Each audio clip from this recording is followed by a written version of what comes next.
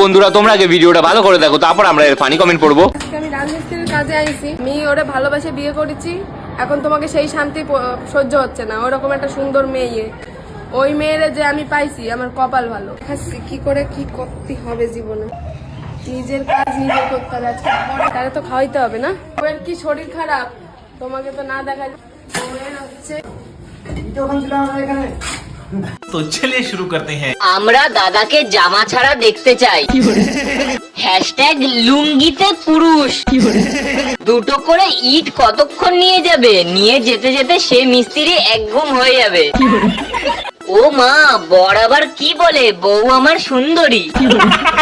আমরা হিংসা করিনি, ছেলেটা কি করে হবে এটাই ভাবছি।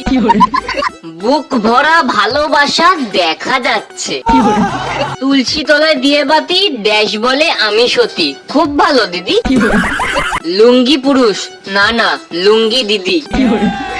আরে মিস্ত্রি কাকু তো হেসে ফাটিয়ে দিচ্ছে গো। একটা লুঙ্গি সবসময় পড়ে আছে, ঘামের গন্ধ হয়, বউ পাশে থাকবে তো? বলছি দাদা, ভাইপো কবে হবে? আমরা কি কাকা হতে পারবো না? এই নাটকে জি বাংলা স্টার জলসা হার মানিয়ে যাবে। এটা একটা শর্ট ফিল্ম মনে হচ্ছে। মন খারাপ থাকলে তোদের ভিডিও দেখি বোন। একটা মেয়ে লুঙ্গি পরে বর সেজেছে।